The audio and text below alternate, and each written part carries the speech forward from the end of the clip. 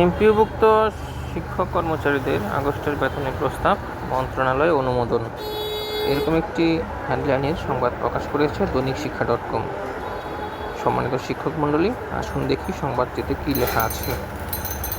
4.25 লাখ এমপিওভুক্ত শিক্ষক কর্মচারীর বেতনের প্রস্তাব শিক্ষা মন্ত্রণালয় অনুমোদন দিয়েছে।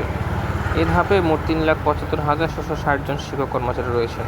এর মধ্যে স্কুলের 2,89,200 জন ও কলেজের 86,460 জন শিক্ষক কর্মচারী রয়েছেন। মঙ্গলবার শিক্ষা মন্ত্রণালয়ের একাধিক সূত্র প্রস্তাব অনুমোদনের বিষয়টি নিশ্চিত করেছে। এর আগে গত 28 আগস্ট শিক্ষক কর্মচারীদের বেতনের প্রস্তাব শিক্ষা মন্ত্রণালয়ে পাঠানো হয়।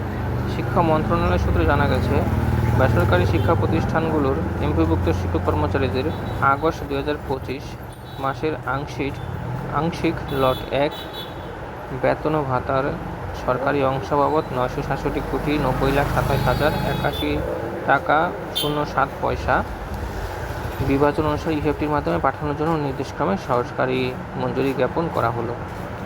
সম্মানিত শিক্ষক মণ্ডলী, আশা করি অতি শীঘ্রই আপনারা আপনাদের বেতন পেয়ে যাবেন। এমন আরও আপডেট সংবাদ পেতে সাথেই থাকুন। ধন্যবাদ সবাইকে। আসসালামু আলাইকুম।